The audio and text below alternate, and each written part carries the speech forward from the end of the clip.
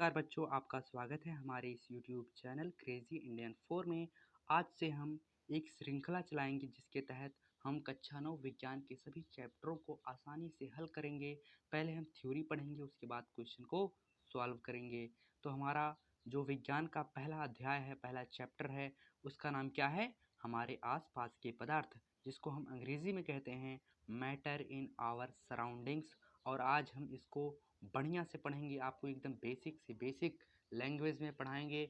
आपको जो विषय है वो बढ़िया से आपको समझ में आएगा। तो आप पूरे मन से इस वीडियो को देखिए और पढ़िए। और हाँ, एक विनती है आपसे, एक रिक्वेस्ट है, अगर आपको वीडियो पसंद आए तो वीडियो को लाइक कीजिए और चैनल को सब्सक्राइब भी कर लीजिए। तो हम बढ़ते हैं अपने प्रश्नों क्या थ्योरी की तरफ। अभी कहाँ प्रश्न है? प्रश्न तो हम अभी बाद में करेंगे जब हम थ्योरी को कंप्लीट कर लेंगे। तो देखिए, पढ़ते हैं क्या कह रहा है भाई। अपने चारों ओर नज़र दौड़ाने पर हमें विभिन्न प्रकार की वस्तुएं नज़र आती हैं। ये लिख दिया। आप इसको समझ सकते हैं, आपके पास भगवान ने आँख दिया है, आप सब कुछ देख रहे हैं, बस इसका इतना ही मतलब है। जिनका आकार, आकृति और बनावट अलग अलग होता है।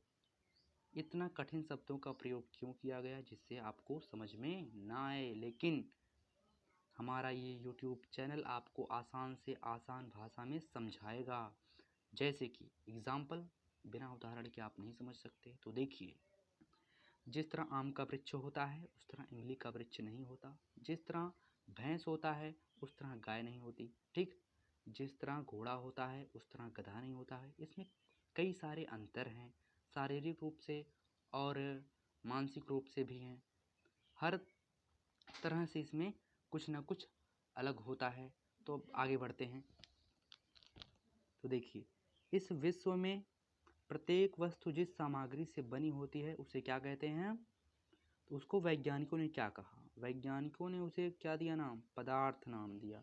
अब देखिए, पदार्थ क्या होता है भाई? जिस हवा में हम श्वास लेते हैं, श्वास मतलब सांस, सांस जिस हवा में लेते हैं, ऑक्सीजन लेते हैं और क्या छोड़ते हैं? Carbon dioxide. जो भोजन हम खाते हैं, अब हम लोग भोजन ही तो खाएंगे, पत्थर थोड़ो खाएंगे। और देखिए, पत्थर, बादल, तारे, पौधे एवं पशु, यहाँ तक कि पानी की एक बूंद या रेत का एक कण, ये सभी क्या हैं? पदार्थ हैं। तो मैं आपको बता दूं, जिस वस्तु में द्रव्यमान होता है उसका एक आयतन होता है, वो सभी पदार्थ होते हैं। आप जो भी देखते हैं, जिसको आप छूकर महसूस कर सकते हैं, वो क्या है? वो पदार्थ है। अब देखिए, ध्यान देने योग्य बात यह भी है कि ऊपर लिखी सभी वस्तुओं का द्रव्यमान होता है। देखिए, मैंने बताया था, द्रव्यमान, जिस चीज़ को आप छुएंगे वो छोटी से छोटी सुई क्यों ना हो, उसका भी एक द्रव्यमान होता है। आप जो भी छोटी से बड़ी चीज़ छूते हैं, हर एक चीज़ में द्रव्यमान होता है। और द्रव्यमान को भी आगे हम और अच्छी तरीके से पढ़ेंगे। और ये स्थान घेरते हैं, जैसे कि एक टंकी है, मान लीजिए, क्या है? टंकी है, उसमें हम पूरा पानी भर देते हैं, तो पानी कहाँ भरा गया? आयतन में। अब देखिए, क्षेत्रफल और आयतन दो अलग अलग चीज़ें हैं। जैसे कि एक सरफेस है, एक तल है, उस पर आप बैठ जाते हैं, बैठ गए आप, या खड़े हैं मान लीजिए आप, तो आपका पैर जो है, जितना एरिया कवर किया हुआ है, वो क्या है? क्षेत्रफल है। ठीक है। जैसे कि एक दीवार है, उस पर आप पुताई करते हैं, पेंट करते हैं किसी भी कलर से, तो आप पेंट जहाँ करते हैं वो क्या है? वो पृष्ठीय क्षेत्रफल है, वो उसका सरफेस है, तल है, उसी को हम कहते हैं क्षेत्रफल। और आयतन क्या होता है? जैसे कि अगर हम देहाती भाषा में कहें तो एक कमरा जो होता है, अगर उसमें हम पूरी तरह से एकदम भर कर भूसा भर दें, तो वो भूसा कहाँ रखा गया? आयतन में रखा गया। ठीक है, समझ में आपको आ गया होगा। तो और आगे हम बढ़ते हैं, बढ़ सकते हैं ना? बढ़ते हैं भाई आगे। अब देखिए भाई, थ्योरी शुरू हो गई वैज्ञानिकों की। देखिए क्या कह रहे हैं? प्राचीन काल से ही मनुष्य अपने आसपास को समझने का प्रयास करता रहा है। हमारे देश में, विदेश में वैज्ञानिक हुए जो समझते हुए, मतलब समझ रहे हैं वातावरण को, विज्ञान जो जो नए नए आविष्कार हैं उसकी खोज कर रहे हैं, सिद्धांतों का प्रयोग कर रहे हैं, जो पिछले जो हमारे वैज्ञानिक थे जिन्होंने दे दिया। ठीक है, भारत के प्राचीन दार्शनिकों ने पदार्थ को 5 मूल तत्वों में वर्गीकृत किया, जिसे क्या कहा गया? पंचतत्व कहा गया। ये पंचतत्व हैं। अब पंचतत्व मतलब 5 तत्व। ये हमारे जो ऋषि मुनि महर्षि थे उन्होंने दिया पंचतत्व। अब देखिए, वायु, पृथ्वी, अग्नि, जल और आकाश, ये हमारे 5 तत्व हैं। ऐसा हमारे धर्म में, हमारे भारतीय संस्कृति में माना जाता था। जो हमारे ऋषि मुनि हुआ करते थे उन्होंने इसकी खोज की थी। उनके अनुसार, जिनके अनुसार जो हमारे वैज्ञानिक थे प्राचीन काल में, इन्हीं पंच तत्वों से सभी वस्तुएं बनी हुई है। अब देखिए, सभी वस्तुएं बनी है तो हमने जान गए जो हमारा शरीर है ये भी 5 तत्वों से बना है। ऐसा हमारा धर्म कहता है, ऐसा हमारा धर्म शास्त्र कहता है, ऐसा हमारी भारतीय संस्कृति कहती है। चाहे वो सजीव हो या निर्जीव, हाँ कोई भी वस्तु हो, चाहे वो सजीव हो या निर्जीव हो, हर एक वस्तु किससे बनी हुई है? 5 तत्वों से बनी हुई है। ऐसी जो हमारे प्राचीन काल के वैज्ञानिक थी उनकी अवधारणा थी। उस समय के यूनानी दार्शनिकों ने भी पदार्थ को इसी प्रकार वर्गीकृत किया, तो उतना विकास नहीं था आज जितना विकास है। पहले तो भारत विश्व गुरु हुआ करता था। भारत के जो वैज्ञानिक थे वो पूरे विश्व में मशहूर थे। तो उस समय मान लीजिए आपका जो भारत है वही सबसे श्रेष्ठ हुआ करता था। आज जो यूरोपियन कंट्रीज़ है वो आगे निकल रही हैं। देखिए आगे हम बढ़ते हैं।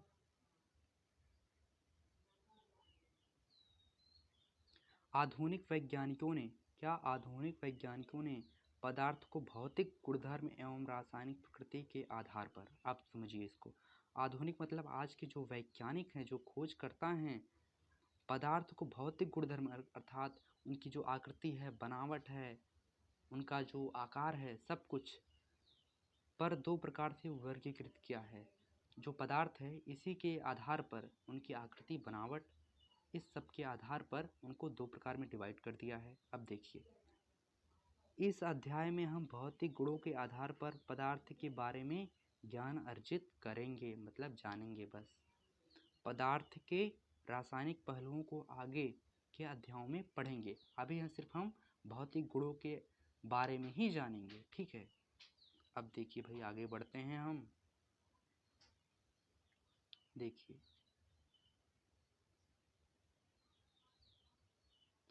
पदार्थ का भौतिक स्वरूप। पदार्थ कणों से मिलकर बना हुआ होता है। अब इस पर देखिए भाई, इस पर अब हम समझेंगे डिटेल से क्यों कणों से ही मिलकर बना हुआ होता है, ठीक है।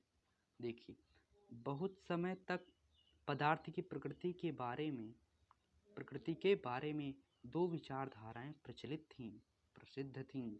एक विचारधारा का यह मानना था या कहना था कि पदार्थ लकड़ी के टुकड़े की तरह सतत होते हैं। लकड़ी का अगर टुकड़ा है उसको आप टुकड़ा करते जाइए तो वह टूटता जाएगा, ठीक है। क्या जाएगा? टूटता जाएगा। वो जो लकड़ी का टुकड़ा है आप उसको तोड़ते जाइए, छोटे, ठीक है। एक विचारधारा का यह मानना था कि पदार्थ लकड़ी के टुकड़े की तरह सतत होते हैं, मतलब टूटते जाते हैं। परंतु अन्य विचारधारा का मानना था, क्या मानना था, कि पदार्थ रेत की तरह के कणों से मिलकर बने होते हैं। अब देखिए, समझिए, एक अवधारणा ये थी कि जो लकड़ी का टुकड़ा होता है, आप इस पर अब ध्यान मत दीजिए, इस पर ध्यान देंगे तो आप बच जाएंगे। अब समझिए मेरी बातों को। जैसे कि एक लकड़ी का जो टुकड़ा होता है इसको हम तोड़ते जाएंगे और जो उसका एकदम छोटा हो जाएगा तो उसको इन्होंने मान लिया कि इसी प्रकार से हर एक वस्तु बनी हुई है। और दूसरी अवधारणा क्या थी? दूसरी अवधारणा ये थी कि जिस तरह एक बालू का, एक रेत का एक जो कण होता है, उसी प्रकार ये जो वस्तुएं हैं दुनिया में वो सब बनी हुई हैं। तो अब बढ़ते हैं हम आगे। ये तो हो गया, ये हो गया। देखिए अब आगे बढ़ते हैं। अब देखिए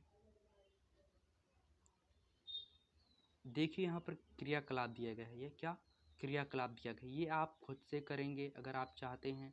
बाकी इतना इम्पोर्टेंस इसका नहीं है, अगर आप चाहें तो इसको पढ़े बिना, इसको पढ़ने वाली चीज़ नहीं है, क्रियाकलाप करने वाली चीज़ है। अगर आपके पास या आपके विद्यालय में ये व्यवस्था उपलब्ध हो कि क्रियाकलाप आप कर सकते हैं, तो आप अवश्य ही इस क्रियाकलाप को करिए। नहीं तो हम थ्योरी को पढ़ते हैं, क्योंकि पाठ को रटना नहीं समझना ज़रूरी है। तो आप क्रियाकलाप, अगर व्यवस्था आपके पास उपलब्ध है तो आप क्रियाकलाप भी कर सकते हैं। उससे आपका जो नॉलेज है वो और इंक्रीज हो। बढ़ते हैं। अब हमें थ्योरी नहीं पढ़नी है, ये ख़त्म हो गया, क्योंकि लेसन तो अभी ख़त्म नहीं हुआ है।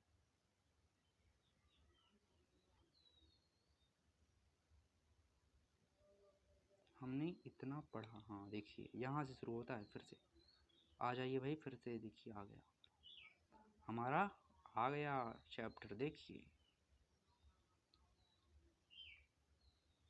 हमें कहाँ से पढ़ना है, हमें कहाँ से पढ़ना है, हमें कहाँ से पढ़ना है, हमें यहाँ से पढ़ना है, हमें यहाँ से पढ़ना है। देखिए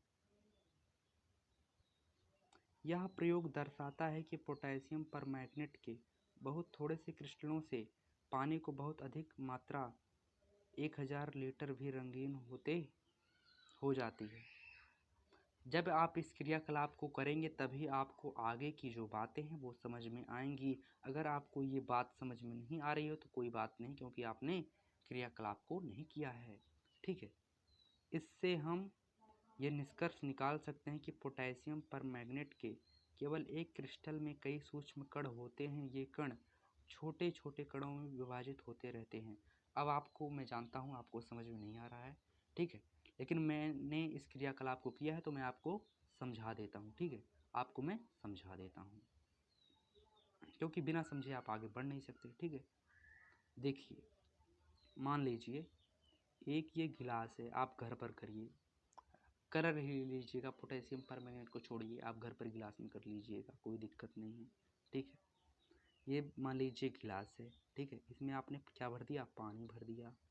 इसमें आपने पानी भर दिया, पानी भरने के बाद आपने कलर लाया। कौन सा आपने कलर लाया, रेड लाया, मान लीजिए रेड लाया, कोई भी कलर आप ला सकते हैं, इसमें डाल दिया। ठीक है, इसमें डाल दिया, इसका काम तो सही है। अब आप इसमें क्या देखेंगे, ये जो गिलास है, इसका जो पानी है वो क्या हो गया, रंगीन हो गया। अब देखिए, अब हम लाते हैं भाई दूसरा गिलास। ठीक है, समझ में आपको आ रहा है, ठीक है, समझ में आपको आ रहा होगा, उम्मीद करता हूँ। ठीक है, देखिए ये जो पानी है अब ये रंगीन हो चुका है, हम जानते हैं। अब ये जो पानी है हम इसको इसमें डाल देते हैं थोड़ा सा। ठीक है, पानी इसमें इतना भरा हुआ पहले से, देखिए देखिए मान लीजिए हम इतना पानी इसमें भर देते हैं, और ये जो पानी है बिना रंगीन पानी है और ये रंगीन पानी है। तो ये जो रंगीन वाला पानी है जिसमें हम कलर डाले हैं, इसको हम इसमें डाल देते हैं थोड़ा सा, और बाद में हम क्या देखेंगे, जानते हैं क्या देखेंगे, कि ये भी फैल जाएगा।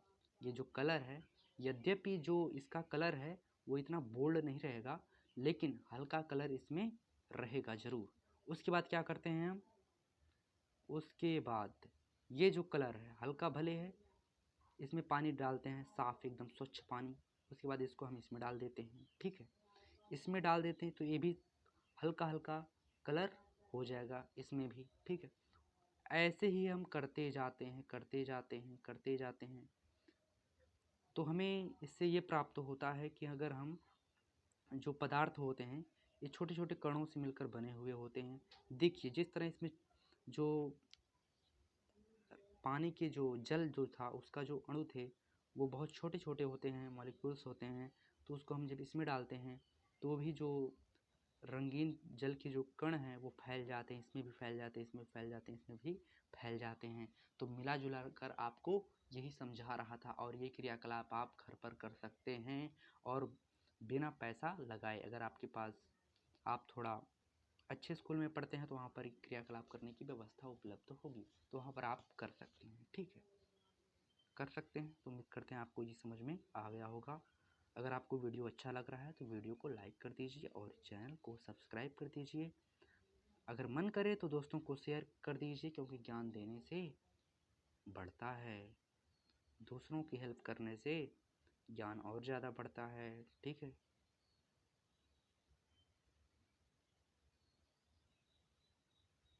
देखिए भाई, अब आगे बढ़ते हैं।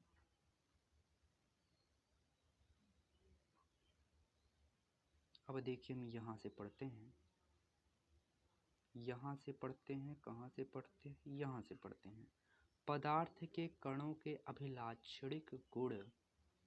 अब देखिए भाई, अभिलाक्षणिक गुण क्या होता है? ठीक है, वैसे मुझे लग रहा है कि भटकाने के लिए ज़रूर दिया है, इतने कठिन शब्दों का प्रयोग करने का क्या ज़रूरत था, बताइए ना। अब देखिए, क्रियाकलाप 1.1 और 1.2 में नमक, शर्करा, डेटॉल या पोटेशियम परमैंगनेट के कण समान रूप में पानी से वितरित हो गए।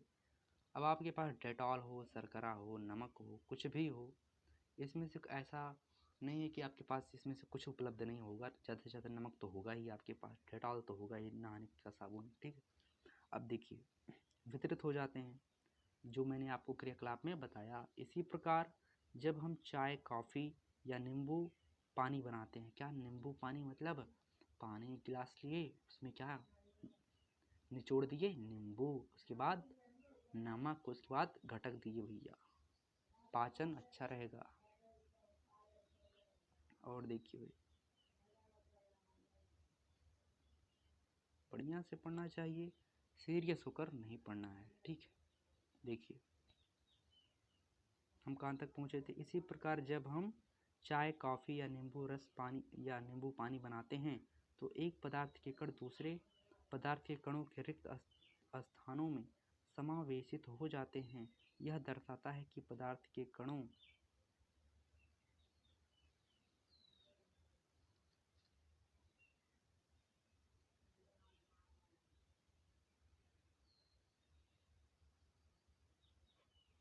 क्या दर्शाता है? यह दर्शाता है कि पदार्थ के कणों के बीच पर्याप्त रिक्त स्थान है। देखिए ये इतना दिया है ना, ये इतना दिया है, आपको पढ़ने की ज़रूरत, आपने पढ़ लिया। ठीक है, अब इसकी ज़रूरत क्या है, इसका जो हमें मेन मुद्दा है इसको समझना क्या है, इसमें क्या बात है, समझने की वाली बात है। तो समझने वाली बात क्या है? देखिए, आप एक गिलासा पानी लिए, क्या वही क्रियाकलाप मैं फिर से बता रहा हूँ, अब की थोड़ा लेकिन डिफरेंट है। ठीक है, उसमें आपने क्या डाला? पानी। ठीक है, और एक दूसरा गिलास लिया, क्या दूसरा गिलास लिया, तीसरा गिलास लिया, जो भी आपका मन करे। ठीक है, इसमें आप पूरा का पूरा इतना नींबू लाए। नींबू का मुझे एक आर्ट मेरा जो हो कमज़ोर है, तो ठीक है, आप बुरा मत मानिएगा। नींबू जो इसमें आपने पूरा निचोड़ दिया, नींबू को जो नींबू है उसको आपने इसमें पूरा निचोड़ दिया, और इसमें आपने आधा नींबू निचोड़ा।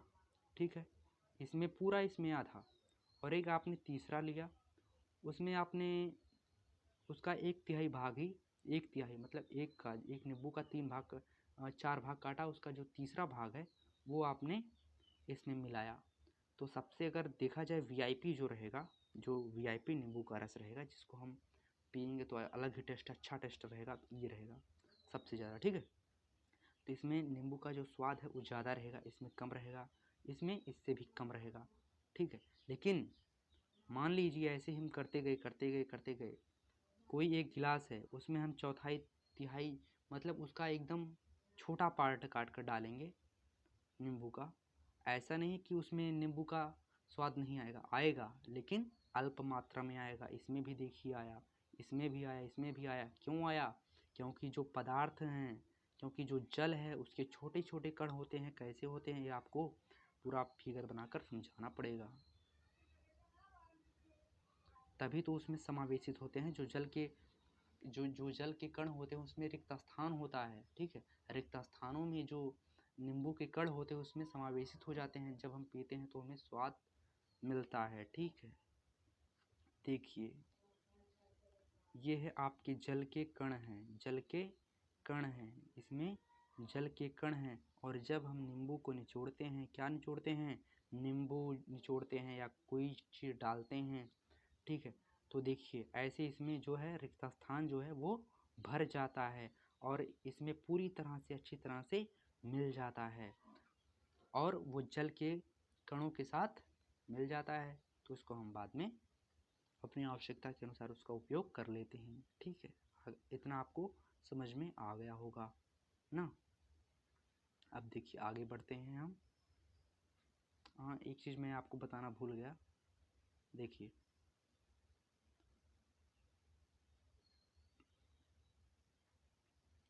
पदार्थ के कणों के रिक्त स्थानों में समावेशित हो जाते हैं। मैंने आपको बताया कि रिक्त स्थान होता है तभी तो समाहित होंगे। यह दर्शाता है कि पदार्थ के कणों के बीच पर्याप्त रिक्त स्थान होता है। क्या होता है? रिक्त स्थान होता है। यही आपके लिए पॉइंट है कि जो कण होते हैं उनके बीच रिक्त स्थान होता है। जैसे कि जल के जो कण हैं उनके भी बीच रिक्त स्थान होता है और ये हमेशा गतिमान रहते हैं। ये ऐसे इनके बीच में स्थान होता है। बाद में कोई घुस जाता है इनके अंदर और अपना कब्जा भाई इनके अंदर बना लेता है, दबदबा, ठीक है। दबदबा बना लेता है, दबदबा घुस कर, क्योंकि ये लोग खाली होते हैं, ठीक है। और ये गतिमान भी रहते हैं, घूमते रहते हैं, घूमते रहते हैं, घूमते रहते हैं, घूमते रहते हैं। आपको समझ में आ गया होगा मैं उम्मीद करता हूँ, ठीक है। मैं अब आगे बढ़ता हूँ।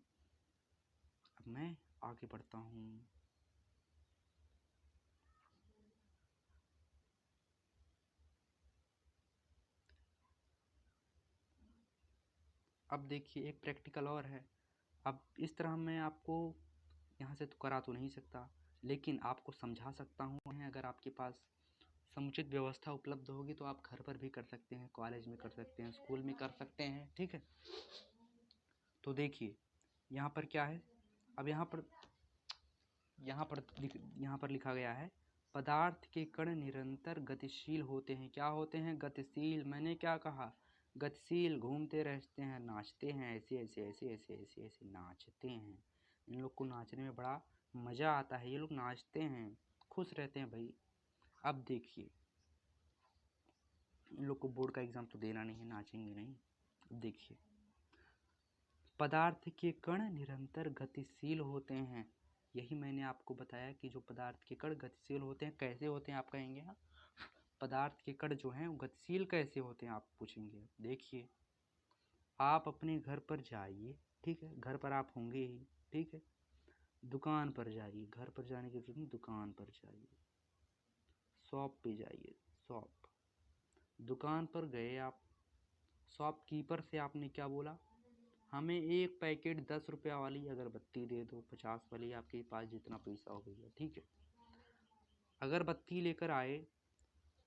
आपके घर में कोई मंदिर होगा, कुछ भी होगा, मंदिर हो, मस्जिद हो, जो भी हो, ठीक है। मैं किसी भी धर्म को ठेस नहीं पहुंचाना चाहता। तो देखिए आप गए, अगरबत्ती सुलगा दिए। अगरबत्ती आपने सुलगा दिया, मंदिर को छोड़िए, आप अपने घर में लेकर आए अगरबत्ती। क्या लेकर आए? अगरबत्ती।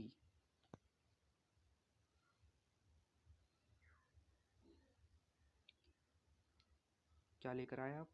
अगरबत्ती लेकर आए, ठीक है भाई। इसमें क्या दिक्कत आ गया? आगे बढ़ते हैं। टेक्निकल चीज़ है तो खराब होगा ही।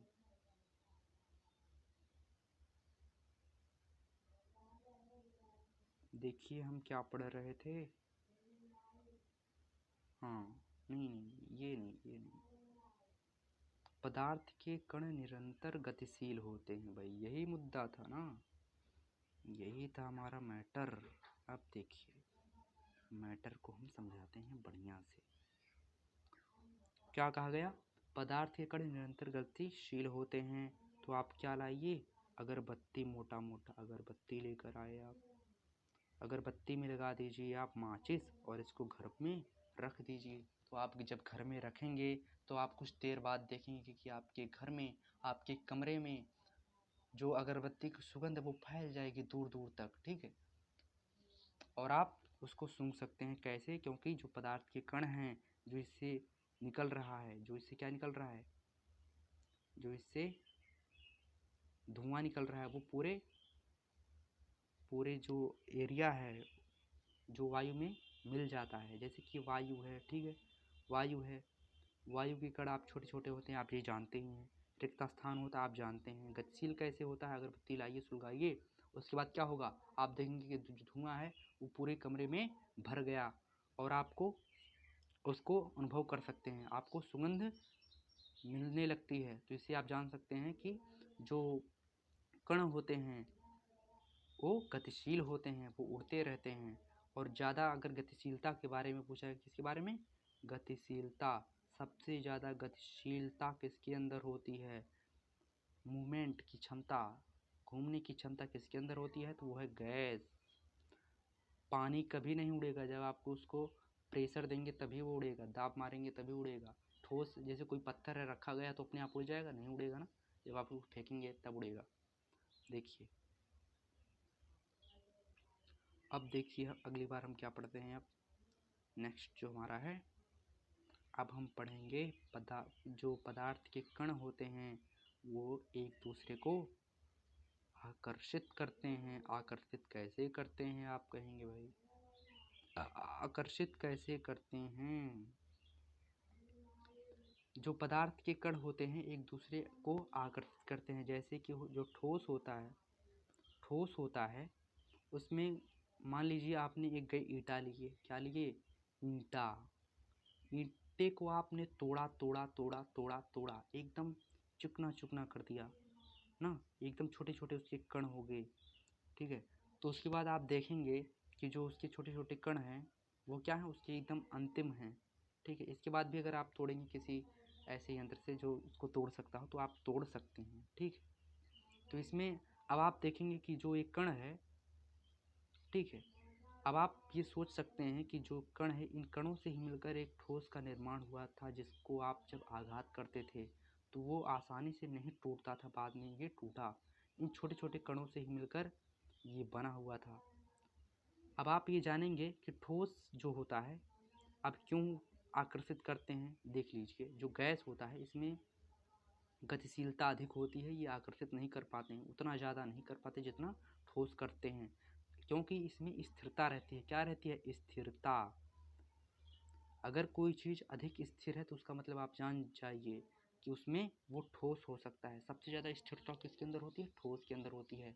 कभी ईंटा आसमान में नहीं उड़ेगा, अगरबत्ती आप सुलगाएंगे वो आसमान में उड़ सकता है, लेकिन कभी ठोस नहीं उड़ सकता। इतनी बेसिक चीज़ तो आप समझ में आपको आ गई होगी, मैं उम्मीद करता हूँ। आप इतने समझदार हैं, आप इसको फील कर सकते हैं, ठीक है। अब देखिए, ये तो भाई रहा क्रियाकलाप आप कर लीजिएगा। अब हम पढ़ेंगे थ्योरी फिर से। आज एक चैप्टर कंप्लीट करना ही है। देखिए, पदार्थ के कण निरंतर गतिशील होते हैं। क्या मैंने बोला, गतिशील होते हैं, अर्थात उनमें गतिज ऊर्जा होती है। देखिए, गतिज ऊर्जा मतलब गतिशील रहते हैं। आपको ये बताया गया गतिज ऊर्जा उसमें होती है, ठीक है। आपको याद कर रखना है कि जो पदार्थ के कण होते हैं निरंतर गतिशील होते हैं, ये आपका पहला फैक्ट है, ये आपको याद करना है। दूसरा ये कि गतिज ऊर्जा इनमें होती है। तापमान बढ़ने से कणों की गति जो है वो तेज हो जाती है। जैसे कोई बर्फ है, क्या है, बर्फ है, उसको आप 100 डिग्री सेल्सियस और उससे ज़्यादा गर्म करिए तो वो वाष्प बनकर उड़ जाएगा। तो इससे हम जानते हैं कि अगर हम तापमान बढ़ाएंगे तो उसकी जो अणु जो हैं उनकी जो मतलब गति है, वो आणविक गति है, वो और तेज हो जाती है। तो उससे वो वाष्प में बच जाता है और उड़ने लगता है। तो ऐसा गति के कारण ही तो हुआ, तभी तो वो आसमान में उड़ पा रहा है, ठीक है। इसलिए हम कह सकते हैं कि तापमान बढ़ने से कणों की गतिज ऊर्जा भी बढ़ जाता है। गतिज ऊर्जा कब बढ़ेगी, जब हम तापमान बढ़ाएंगे, ठीक है। ऐसा गैस के साथ होता है, ठोस के भी साथ होता है। जैसे कि हीरा है, इसको भी हम द्रव बना सकते हैं, लेकिन हमें बहुत हाई टेम्परेचर देना पड़ेगा तभी वो, क्योंकि उसका जो क्वथनांक है वो बहुत ज़्यादा होता है और गलनांक भी बहुत ज़्यादा होता है। तो इसीलिए इसको वाष्प बनाना भाई बहुत कठिन काम है, ठीक है। लेकिन ऐसा नहीं कि बनेगा नहीं, बनेगा, लेकिन बहुत हाई टेम्परेचर, बहुत। उपरोक्त तीनों क्रियाकलापों में हमने देखा कि पदार्थ के कण अपने आप ही एक दूसरे के साथ अंततः मिश्रित हो जाते हैं। ऐसा कणों के रिक्त स्थानों में समावेश होने के कारण होता है। मैंने यह आपको बता दिया। दो विभिन्न पदार्थों के कणों का स्वतः मिलना ही विसरण कहलाता है। जब जैसे कोई कण है, जब वो स्वतः ही मिल जाते हैं, ये और ये कण, दो कण जब ये स्वतः मिल जाते हैं एक दूसरे से, तो उसको हम क्या कहते हैं? विसरण कहते हैं। जब पदार्थ के कण एक दूसरे से स्वतः ही मिल जाते हैं तो उसको हम विसरण कहते हैं। और विसरण, परासरण, ये सब जो पॉइंट हैं वो हम अगले वीडियो में देखेंगे, अगले अध्याय में देखेंगे। लेकिन कब देखेंगे? आप लोग को देखना है ना, तो आप कब देखेंगे? जब आप हमारे चैनल को सब्सक्राइब करेंगे, तभी तो आपके पास जो नोटिफिकेशन है वो पहुंच पाएगा ना। तो बढ़ते हैं हम आगे।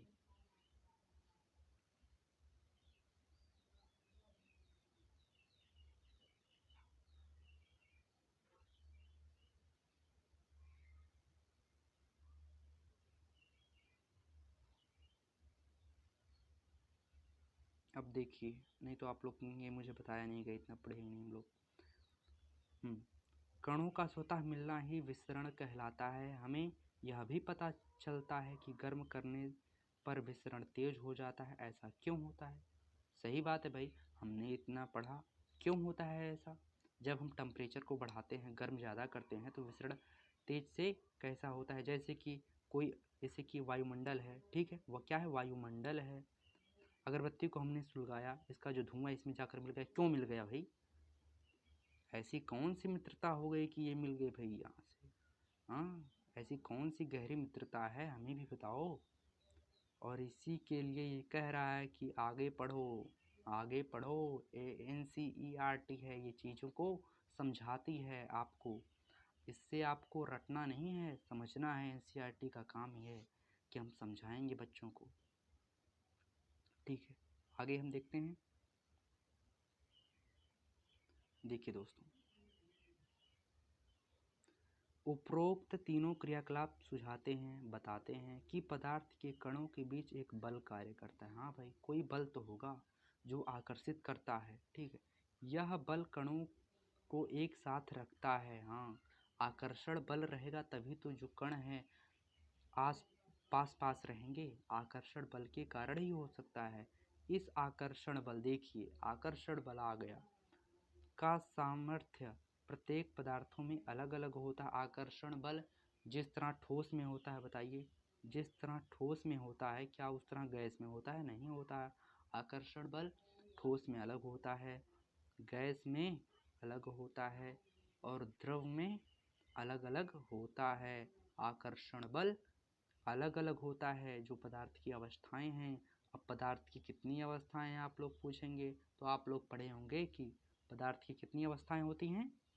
पदार्थ की कितनी अवस्थाएं होती हैं, वेरी इंपॉर्टेंट क्वेश्चन है, आपके एग्जाम में पूछा जा सकता है। पदार्थ की 3 अवस्थाएं होती हैं मुख्यतः, लेकिन मुख्यतः 3 अवस्थाएं होती हैं, लेकिन 5 अवस्थाएं होती हैं। आप लिखिए पहले अपनी नोटबुक में, ठोस, द्रव,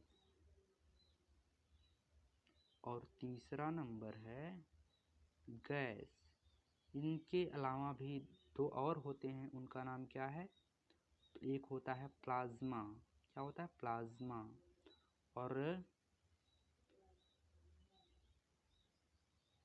और 5वां होता है Bose Einstein. Bose Einstein condensate. क्या? कंडेंसेट। आपकी किताब में लिखा गया होगा, आप लिख सकते हैं खोज कर, ठीक है। तो हमारा पहला क्या है? पहला हमारा क्या है? ठोस, द्रव, gas, plasma, Bose Einstein condensate. अब आप कहेंगे इतनी बेसिक चीज़ आप सर बता रहे हैं, तो मैं आपसे कहना चाहता हूँ ये बेसिक चीज़ ही हैं जो आपको सफलता को हासिल करवा सकती हैं। ये छोटी छोटी चीज़ें ही आपको आने वाले समय में जो आप कंपटीशन का एग्ज़ाम देंगे, आपको उसमें हेल्प करेंगी, बहुत ज़्यादा हेल्प करेंगी, ठीक है। तो हम बढ़ते हैं आगे। जो हमारा टॉपिक था, मेन मुद्दा जो हमारा था, क्या था भाई? मेन मुद्दा जो हमारा था, अब देखिए जो मैंने बताया वही फिर आ गया भाई। चलिए ठीक है, आपका रिवीजन भी हो जा रहा है, अच्छी बात है, एडवांस नॉलेज होना चाहिए। अपने आसपास के पदार्थों को ध्यान में से देखें। ध्यान से देखिए भाई, क्या क्या देखिए, ध्यान से देखिए। ये कितने प्रकार के हैं, कितने प्रकार के हैं। आपने कहीं देखा लकड़ी है तो कहीं अगरबत्ती का धुआं, या धूम्रपान जो करते हैं लोग, फूंकते हैं बीड़ी, ठीक है, सिगरेट फूंकते हैं, तो वो क्या हैं, वो अलग अलग अवस्थाएं हैं। अब जो गैस उड़ रही है वो तो ठोस है नहीं, ठीक है।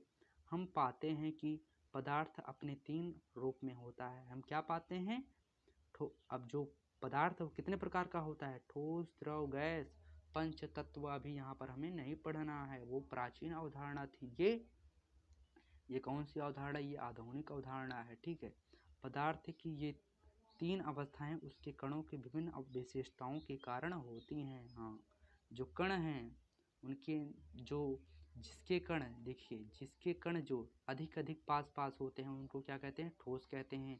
इसका जो ठोस का परिभाषा है वो आपकी किताब में थोड़ा मॉडिफाई कर लिखा गया है। मैं आपको समझाने के लिए कह रहा हूँ। अगर आपको एग्ज़ाम में लिखना है तो आप किताब से लिखेंगे तो बेहतर होगा, क्योंकि उसमें जो शब्द प्रयोग किए जाते हैं वो ज़्यादा बेहतर होते हैं, उच्च क्वालिटी के होते हैं, ठीक है। लेकिन सबसे मेन क्या होता है दोस्तों, बताइए, सबसे मेन क्या होता है, समझना होता है। तो पहले हम समझेंगे।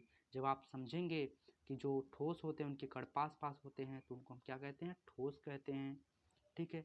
जिनके जो कण हैं, क्या हैं, कण हैं, वो ठोस से थोड़ा कम पास पास होते हैं। कैसे, जैसे कि पानी है, आप पानी को गिरा देते हैं तो वो भागने लगता है। अगर आप लकड़ी को गिराते हैं तो क्या भागने लगेगी, नहीं भागेगी, ठीक है। पत्थर को गिराएंगे अपने आप दौड़ने लगेगा, नहीं दौड़ेगा। पानी को गिराएंगे भागने लगेगा। और जितने भी लिक्विड चीज़ें हो तो भागती हैं, ठीक है। ये क्या है, द्रव है, क्या है, द्रव है। और गैस है, ये तो भाई बहुत दूर दूर रहती हैं। अगर बत्ती सुलगाएंगे कहीं तो जाएगा कहीं, ठीक है। इसको हम क्या कहते हैं, गैस कहते हैं। उम्मीद करते हैं ये आपको बिल्कुल समझ में आया होगा। हम आगे बढ़ते हैं, क्या बढ़ते हैं, आगे बढ़ते हैं। हम जो पढ़ रहे थे हम वही पढ़ने जा रहे हैं। अब हम पदार्थ की तीनों अवस्थाओं के गुणों के बारे में विस्तार से अध्ययन करेंगे। चलिए, मैंने बता दिया, और आप इसमें अभी आप किताब से अध्ययन करिए भाई। किताब में जो लिखा है उसको भी हमें पढ़ना है। अब देखिए, यहाँ पर तो कुछ नहीं दिया गया, मुझसे छूट तो नहीं गया।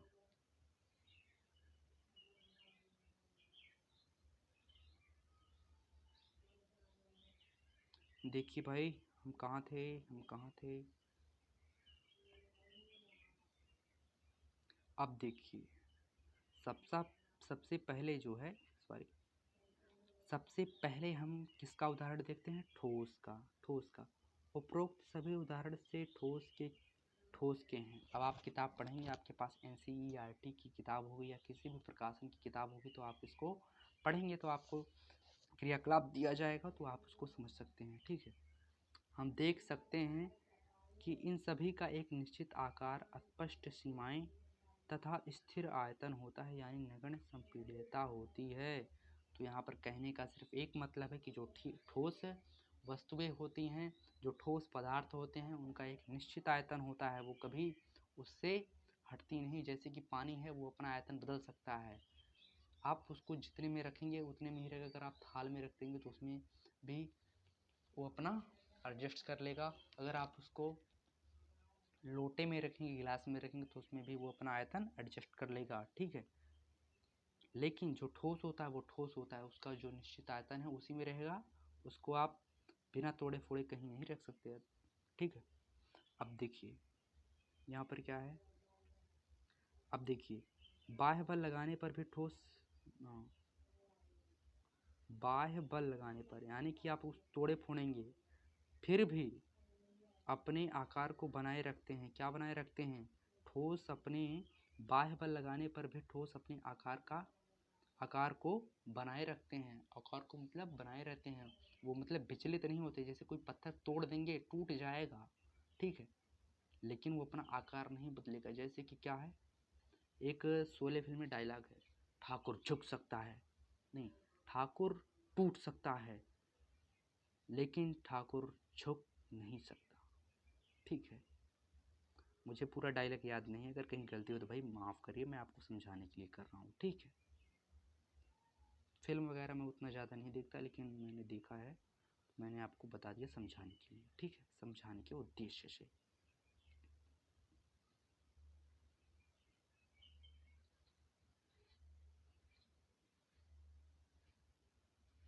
देखिए, इसलिए ये दृढ़ होते क्यों,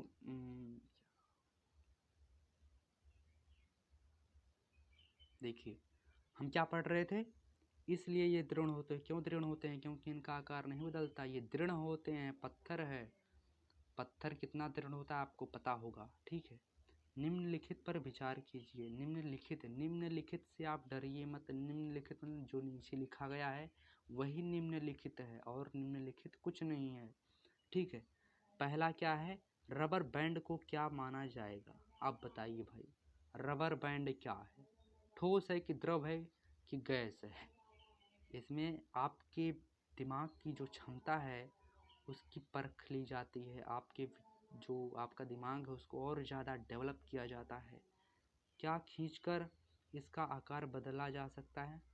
अगर कोई रबड़ बैंड है उसको आप खींचेंगे तो अपना आकार बदल लेगा? नहीं बदलेगा, कुछ देर ही तक बदले रहेगा, उसके बाद फिर अपनी पुनः उसी अवस्था में आ जाएगा। क्या ये ठोस है? ये प्रश्न पूछ रहा है आप लोग, इसका उत्तर दीजिए, ठीक है। अब देखिए, विभिन्न आकार के बर्तनों में रखने जाने वाली चीनी और नमक उन्हीं बर्तनों के आकार ले लेते हैं। क्या ये ठोस हैं? कह रहा भाई, जैसे कि आप चीनी लेकर आए 1 kilo, 2 kilo, 3 kilo, 4 kilo, 5 kilo, 1 पाव, उसको आपने डिब्बे में रखा, तो जो चीनी है वो भागने तो लगेगी नहीं, पानी की तरह ले ले भाई कि भागे यहाँ से, ठीक है। चीनी कहेगी कि चलो यहाँ से भाग ले भैया, यहाँ से डिब्बे में से। वो कहेगी चलिए ठीक है, मेरा भाई घर है यहाँ पर, मैं रहूँगी, कोई दिक्कत नहीं मुझे। वो उसका आकार ले लेगी, सुख दुख में कैसे भी वो आकार ले लेगी, उसी आयतन में रहेगी, बाहर कभी नहीं भागे, नमक हो चीनी हो जो भी ठोस वस्तु है, ठीक है। अब देखिए,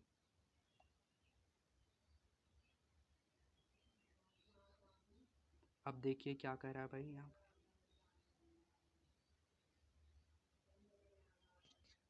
अब देखिए देखिए देखिए, हाँ हमने पढ़ लिया कि अगर जो चीनी होता है, नमक होता है, जिस बर्तन में हम रख देते हैं उसी का वो आकार ले लेते हैं, इतना हमने पढ़ लिया।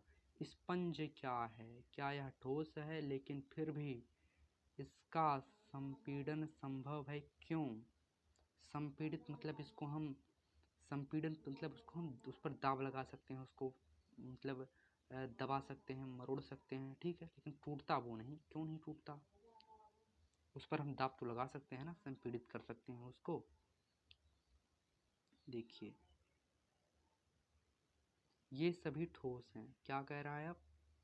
ये सभी ठोस हैं, ये सभी ठोस ही हैं। देखिए कह दिया, जो आपको इतना देर से क्वेश्चन कर रहा था आपसे ही किताब, स्पंज क्या है, इसको हम ठोस कहेंगे, इसको संपीड़ित कर सकते हैं, क्या यह ठोस है कि द्रव है कि गैस है? क्या है भाई ये? कोई रबर बैंड है, वो क्या है? वो ठोस है कि द्रव है? वो तो उसको हम खींच सकते हैं ना, लेकिन हमने पढ़ा कि ठोस है तो उसको दृढ़ होते हैं, लेकिन जो रबर बैंड होता है इसको क्यों हम खींच लेते हैं?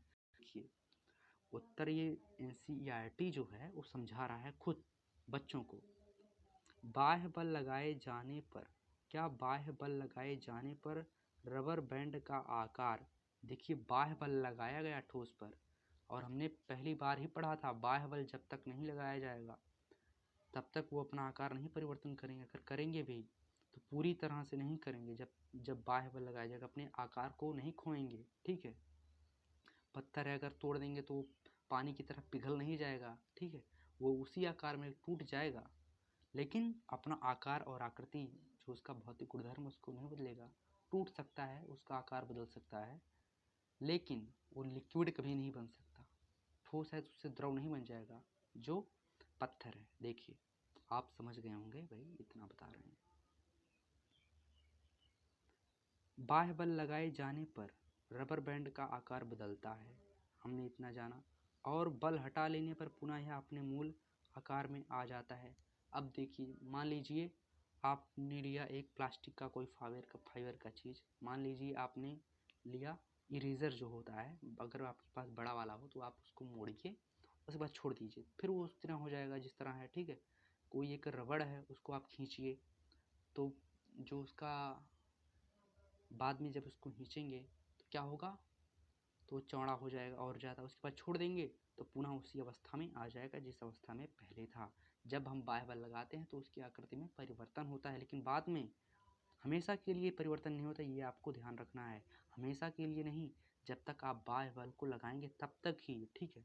अब देखिए, अत्यधिक बल लगाने पर यह टूट जाता है। अब टूट कैसे जाता है, एक जो मिठाई वगैरह पर जो रबड़ लगा रहता है उसको आप मान लीजिए लेकर आएँ, उसको खींचते हैं, रबड़ बैंड जिसको कहते हैं, उसको खींचेंगे खींचेंगे खींचेंगे, फैलेगा, ठीक है, बाय बाय लगा रहे हैं भाई, वो भी कह रहा है लगाओ भाई, तो फैलेंगे, क्या दिक्कत है।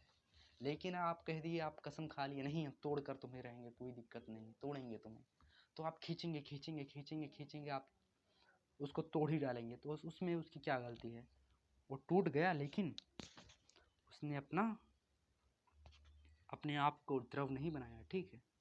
अपने आप को उसने वो बता गया कि मैं ठोस ही हूँ, ठोस ही रहूँगा। अब आगे पढ़ते हैं।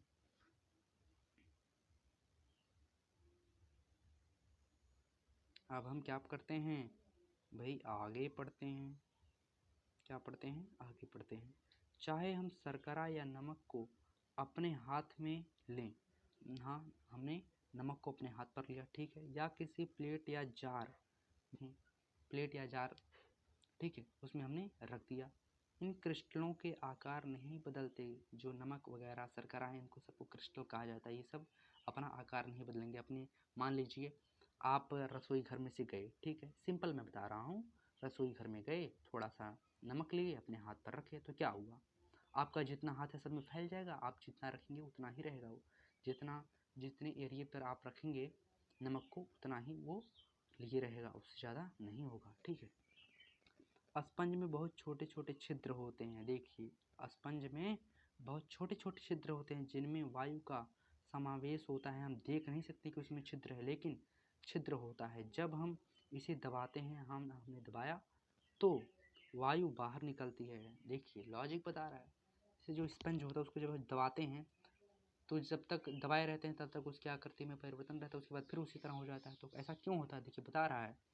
जो उसमें क्या होते हैं, छोटे छोटे कण, मान लीजिए ये आपका स्पंज है, इसमें छोटे छोटे छोटे छोटे छोटे छोटे कण हैं, लेकिन वो कण नहीं, सॉरी, छिद्र हैं।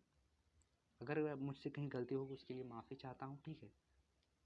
पढ़ाने में अगर कोई गलती हो जाती है तो माफ़ करिए।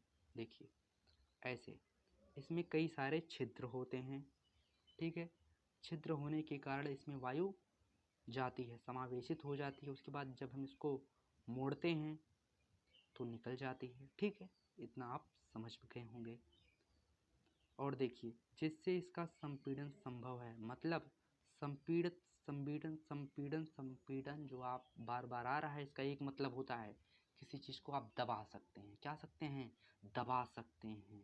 जिस चीज़ को आप दबा कर उसकी आकृति में परिवर्तन ला दें वो क्या होता है, उसको संपीड़न कहते हैं। दबाने की कई चीज़ें होती हैं, जैसे कि क्या दबा सकते हैं आप, एक गुब्बारा लिए फुलाए, उसको दबाइए आप, ठीक है, गुब्बारे को आप दबाइए। और क्या कर सकते हैं, वॉलीबॉल है, इसको भी आप थोड़ा मोड़ा दबा ही सकते हैं, ठीक है। जैसे कि जो रबड़ बैंड, सॉरी, जो स्पंज होता है इसको भी आप दबा सकते हैं, ठीक है। अब आपको समझ में आ गया होगा, दबाना मतलब संपीड़ित करना, संपीड़ितता जो भी होगा सब कुछ दबाना मतलब संपीड़न, ठीक है। इतना आपको समझ में आ गया होगा भाई। मेरे चैनल को सब्सक्राइब कर दो भाई, और ज़्यादा नॉलेज लेने के लिए हमारा भी थोड़ा मोटिवेशन ज़्यादा करो भाई, लाइक करो वीडियो को। अब हम आगे बढ़ते हैं। अब हम क्या करते हैं, आगे बढ़ते हैं। अब देखिए भाई, द्रव अवस्था पढ़ने हमें क्या पढ़ना है, द्रव अवस्था पढ़ना है।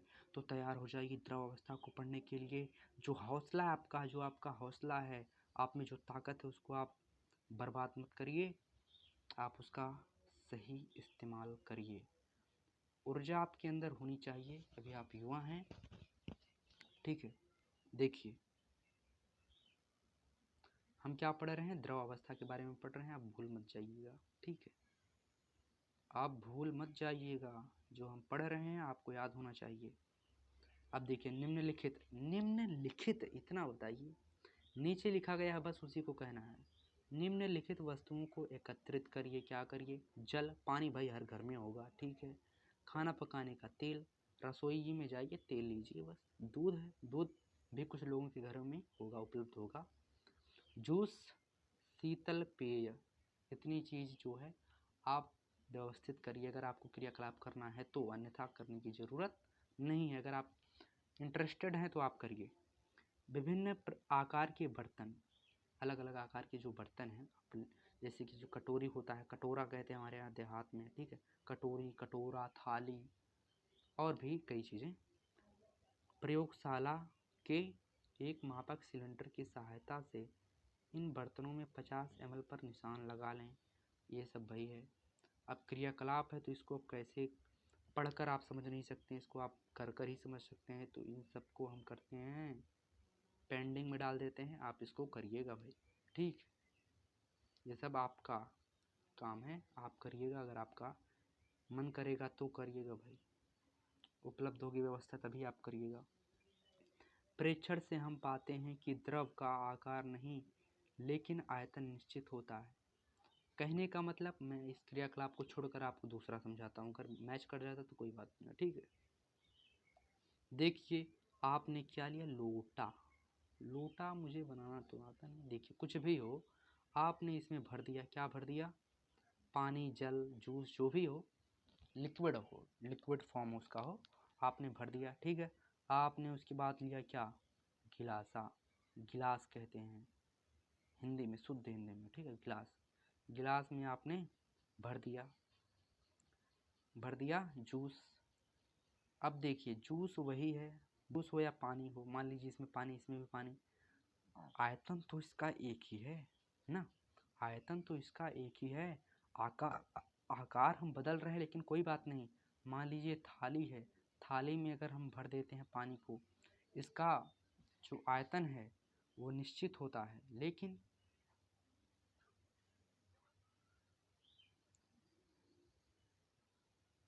जो इसका आकार है वो निश्चित नहीं होता, आकार बदलता रहता है लेकिन आयतन निश्चित होता है। हम जहाँ पर रखेंगे वो उसी अवस्था में वहीं पर अपने आप को ढाल लेगा, ठीक है। यहाँ पर देखिए द्रव का आकार नहीं लेकिन आयतन निश्चित होता है। जैसे कि अगर कोई थाल है, आप उसमें पानी डाल दिए, मान लेते हैं कि उसका आकार इस तरह तब रहेगा ना, इस तरह रहेगा, मान लीजिए थाली हो गई ना, तो इस तरह है, पानी तो वही है, आयतन भी इसका वही है। अगर इसमें डाल देते हैं हम तो क्या बुराई है, पानी तो वही, उसका आयतन तो उतना ही रहेगा। अगर इसमें मान लीजिए, अब सबसे सरल 10 लीटर है, ये 10 लीटर का मान लीजिए लोटा है, 10 लीटर का लोटा होता ही नहीं, पहली बात।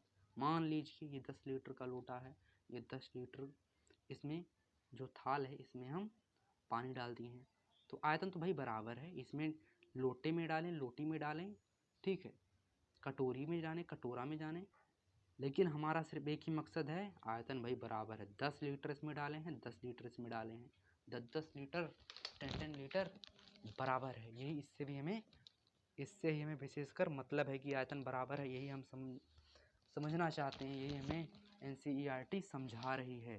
तो इसको हमने समझ लिया भाई बड़े अच्छे ढंग से, ठीक है। आप लोग रटने का प्रयास कभी मत कीजिएगा, आप लोग पढ़िए, ठीक है, समझने का प्रयास करिए। आपको जो चैनल अच्छा लगे आप वहाँ पर पढ़ सकते हैं, कोई आप पर दबाव नहीं है कि आप हमारे ही चैनल पर पढ़ें। अगर जहाँ आपको समझ में आता है तो आप वहाँ पर पढ़िए, ठीक है। अब देखिए जिस बर्तन में इन्हें रखा जाए तो ये उसी का आकार ले लेते हैं। मैंने बताया जहाँ पर आप रखेंगे उसी का वो आकार ले लेगा। द्रवों में बहाव होता है। अब बहाव अगर नहीं होता तो जो समुद्र का पानी वो उठता थोड़ो, ठीक है। जो गांव में नदियाँ जो होती हैं, तालाब होते हैं, झरने होते हैं, इनका जो पानी होता है वो उनमें बहाव होता है, तभी तो बहते हैं, बहने की क्रिया होती है, उठते हैं, ठीक है। और इनका आकार बदलता है।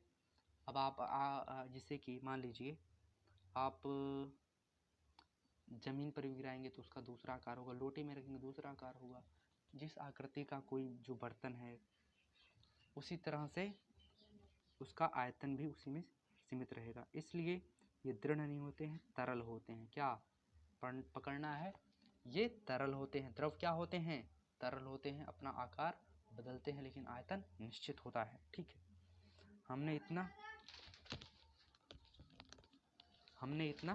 पढ़ लिया, हमने इतना पढ़ लिया।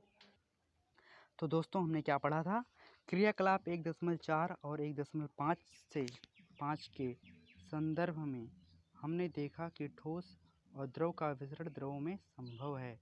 ये क्रियाकलाप के बारे में बता रहा है। इससे पहले हमने पढ़ चुका है कि इससे पहले हमने क्या पढ़ा था, इससे पहले हमने पढ़ा था कि जो द्रव होते हैं उनमें तरलता का गुण पाया जाता है, वो तरल होते हैं।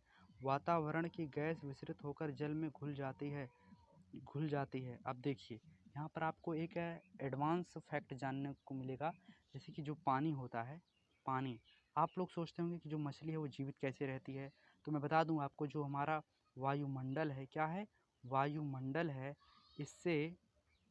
यहाँ पर जो ऑक्सीजन है वो आकर इसमें मिल जाती है और इसमें जो जीव जंतु हैं, जैसे कि मान लीजिए मछली है, वो फेफड़ा उसके अंदर जो पाया जाता है उससे वो पानी को अलग कर देती है और ऑक्सीजन को ले लेती है।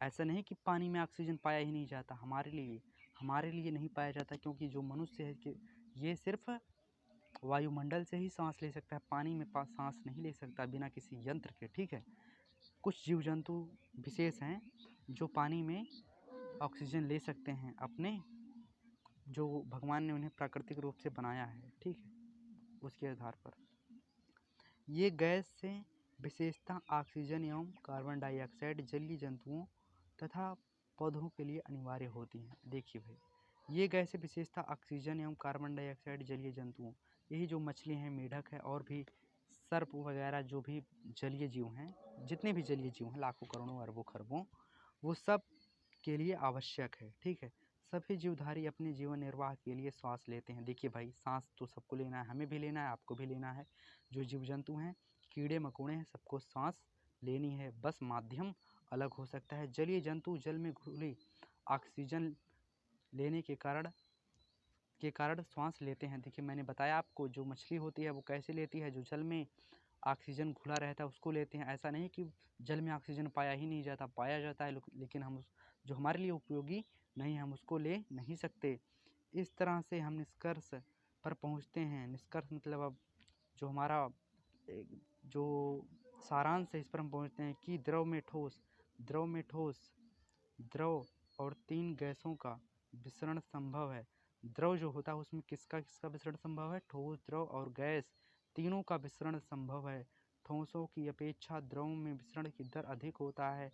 ठोस जो होता है उसमें विसरण का जो दर है वो कम होता है, जबकि जो द्रव है उसमें विसरण का जो दर है वो अधिक होता है। ऐसा इसलिए होता है क्योंकि द्रव अवस्था में पदार्थ के कण स्वतंत्र रूप से गति करते हैं, क्योंकि जो द्रव होता है, जो गैस होता है, इसमें जो द्रव के कण होते हैं वो हमेशा गतिशील रहते हैं, हमेशा गति करते रहते हैं, रिक्त स्थान होता है। और ठोस की अपेक्षा द्रव के कणों में रिक्त स्थान होता है, इसमें जो है रिक्त स्थान होता है। ठोस की अपेक्षा रिक्त स्थान किसमें ज़्यादा होगा, इसमें सटे हुए हैं, ये मान लीजिए ये ठोस है और ये द्रव है, तो कण जो है किसमें ज़्यादा सटे हुए हैं, ये तो इसमें जो स्थान है वो तो कम है ना, ठोस में स्थान कम होता है, जो इसके मॉलिक्यूल्स होते हैं, अणु होते हैं, वो सटे रहते हैं, जबकि इसके दूर दूर रहते हैं और इससे भी दूर रहते हैं गैस के। उम्मीद करते हैं कि आपको ये बिल्कुल अच्छी तरीके से समझ में आ गया होगा।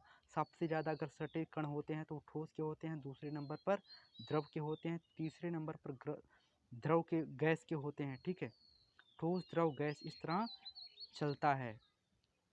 इसमें ज़्यादा स्थान नहीं पाया जाता, इसमें स्थान मान लीजिए आप पाया ही नहीं जाता, इसमें जो है स्थान पाया जाता है इसके अपेक्षा, ठोस की अपेक्षा द्रव में अधिक स्थान पाया जाता है। किनके बीच, इनके कणों के बीच, जबकि गैस में इन दोनों से सबसे अधिक रिक्त स्थान पाया जाता है। तो देखिए अब हमारा जो ठोस है, द्रव है, ये सब कंप्लीट हो गया। अब हम क्या पढ़ेंगे? गैसीय अवस्था, अर्थात अब हम गैस के बारे में पढ़ेंगे। अब हम गैस के बारे में पढ़ेंगे। उस तरह बेसिक हम सब चीज़ जानते हैं गैस के बारे में। मैंने आपको बता भी दिया 2 से 3 बार, जहाँ जहाँ एग्जाम्पल की ज़रूरत पड़ी मैंने आपको समझाया, ठीक है। अब इसको भी पढ़ लेते हैं, किताब में दिया है। तो आपने कभी उस गुब्बारे वाले पर ध्यान दिया है? गुब्बारे वाला भाई जो मेले में या हमारे गांव में गुब्बारे वाले आते हैं, गुब्बारे मतलब बेचते हैं बच्चों को, बच्चे घूमते हैं उनके पीछे। जो गैस के एक सिलेंडर से बहुत सारे गुब्बारों में हवा भरता है, जो उसमें गुब्बारे होते हैं उसमें नाइट्रोजन गैस भरी जाती है, जिससे वो ऊपर आसमान में उड़ते हैं। जबकि जो साधारण वो रहते हैं गुब्बारे, वो उतनी ज़्यादा नहीं उड़ पाते हैं, नीचे ही रह जाते हैं। ये क्वेश्चन भी बन सकता है कि जो गुब्बारे होते हैं उसमें कौन सी गैस भरी जाती है? तो नाइट्रोजन गैस भरी जाती है, ठीक है। आपको समझ में आ गया होगा। और जो हवाई जहाज़ का टायर होता है उसमें कौन सी गैस भरी जाती है? नाइट्रोजन भरी जाती है। आपका एक बना, गुब्बारे में कौन सी गैस भरी जाती है? गुब्बारे में नाइट्रोजन। अब लिखूंगा तो ज़्यादा समय लगेगा। देखिए, गुब्बारे में नाइट्रोजन गैस भरी जाती है। नंबर दूसरा, हवाई जहाज़ के एरोप्लेन, हवाई जहाज़ में कौन सी गैस भरी जाती है? नाइट्रोजन। और तीसरा, कुरकुरे खाए हैं आप लोग? कुरकुरे 5 रुपये का जो पैकेट आता है, 10 रुपये का, 15 रुपये का, जो भी पैकेट आता है, जो भी जिसमें कुरकुरे होते हैं, तैलीय पदार्थ होते हैं ना, और वो जो पैकेट होता है आप देखते होंगे फूला रहता है बढ़िया से, जैसे लगता है पूरा ठूस से ठूस यहाँ पर भरा हुआ है। लेकिन देखते हैं तो इतना ही तो रहता है इसमें, थोड़ा सा रखते हैं बाकी पैकेट फूला रहता है। ऐसा क्यों होता है जानते हैं? पहला कारण ये है कि इससे, और मुख्य कारण ये है कि जो इसमें चिप्स रखा गया है वो ख़राब नहीं होता है नाइट्रोजन गैस भरने के बाद। जो अब आप कर सकते हैं कि जो पैकेट होते हैं, पैकेट कौन वाले? कुरकुरे वाले, इसमें कौन सी गैस भरी जाती है? कौन सी गैस भरी जाती है? हम जानते हैं नाइट्रोजन गैस भरी जाती है। इसमें भी नाइट्रोजन गैस भरी जाती है, जिससे ये संचारित होने से बचें। ये आप विस्तार से एकदम पहले ही पाठ में हाई स्कूल के पढ़ेंगे, रासायनिक अभिक्रिया, ठीक है। आप बढ़िया से उसके बारे में पढ़ेंगे, संचारण क्या होता है, ठीक है। और भी कई चीज़ें, संयोजन, वियोजन, विस्थापन, प्रतिस्थापन, ठीक। अब हम पहले अपने सब्जेक्ट पर ध्यान देते हैं, बाद में हम दूसरे सब्जेक्ट को ध्यान देंगे, ठीक है। अब हम बढ़ते हैं आगे। अब देखिए क्या पूछ रहा है, सिलेंडर से वह कितने गुब्बारे भरता है? उसके पास जितना गैस रहेगा उतना ही तो भरेगा भाई गुब्बारे वाला। उससे पूछे कि सिलेंडर में कौन सी गैस है। लीजिए भाई, हम तो जान गए नाइट्रोजन गैस है, उसमें क्या पूछने की क्या ज़रूरत है। लेकिन आप इंटरेस्टेड हैं तो उससे पूछिए।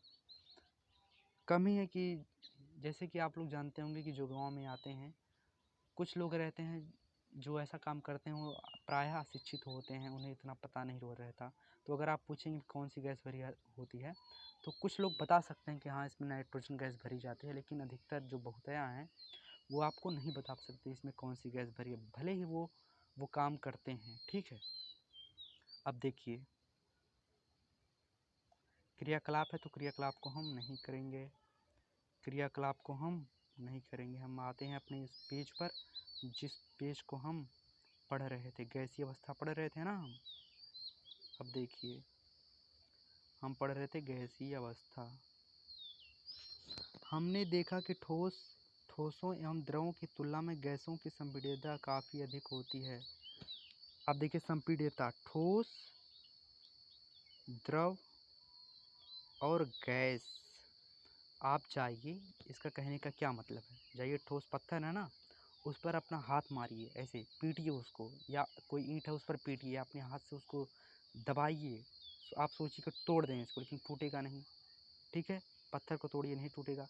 द्रव है, ठीक है, इसको भी आप करेंगे तो आप इसके जो आकार जो है इसको बदल नहीं सकते। जो गैस है, ठीक है। अब आप देखिए, आप एक गुब्बारा लेते हैं, बैलून लेते हैं, उसके बाद उसको दबाते हैं तो उसको आप काफ़ी हद तक दबा सकते हैं। कोई फुटबॉल है, उसको आप उस पर प्रेशर लगाते हैं तो अपना आकार परिवर्तन कर लेता है। तो ये क्यों ऐसा किया बताइए?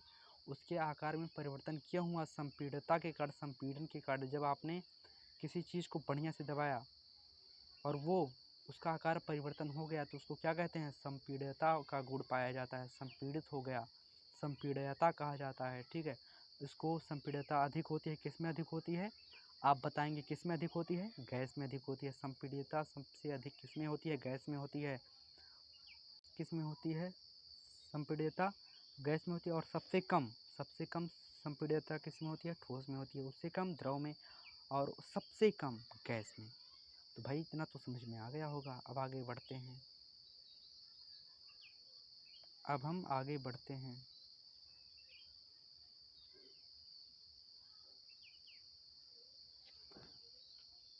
देखिए क्या वाली है भाई।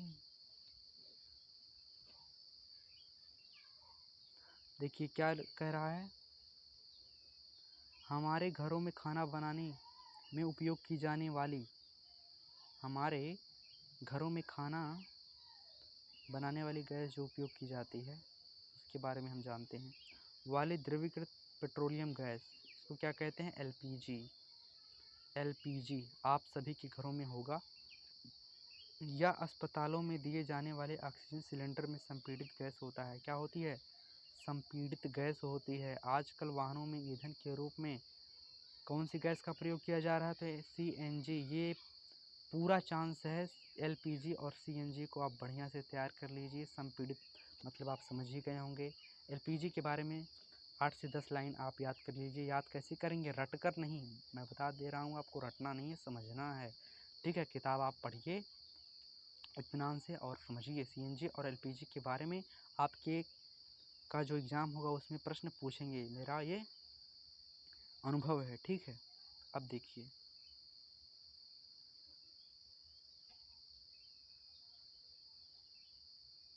देखिए आजकल वाहनों में ईंधन के रूप में सीएनजी का उपयोग होता है। संपीड़ितता काफ़ी अधिक होने के कारण गैस अत्यधिक आयतन को एक कम आयतन वाले सिलेंडर में संपीड़ित किया जा सकता है। देखिए जो सीएनजी होती है इसका प्रयोग क्यों किया जाता है? क्योंकि जो गैस होती है इसको हम संपीड़ित कर सकते हैं, उसको हम कंप्रेस कर सकते हैं। ठीक है, कॉम्प्रेस्ड नेचुरल गैस। अगर सीएनजी का फुल फॉर्म पूछे तो क्या कहेंगे आप? कॉम्प्रेस्ड नेचुरल गैस सीएनजी का फुल फॉर्म होता है।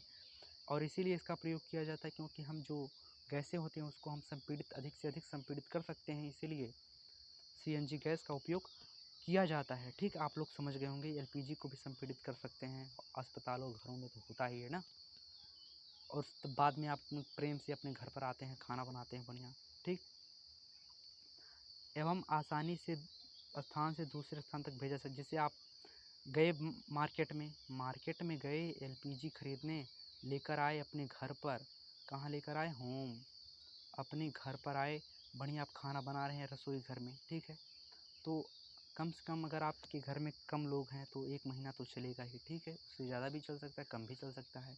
ठीक, तो आप चलाते हैं एक छोटे से सिलेंडर में। क्या? एक छोटे से सिलेंडर में आप पूरी गैस जो है वो भर लेते हैं। और अगर क्वेश्चन मान लीजिए आ गया, आप लोगों के लेवल का तो नहीं है लेकिन मान लीजिए क्वेश्चन आ गया कि जो इससे गंध फैलती है, जो इसमें गंध पाई जाती है, आप लोग सूंघते होंगे कि कुछ आता है ना एलपीजी के पास। अगर आप खड़े होंगे तो कहीं लीक उक करता है तो आप कैसे पता चलेगा?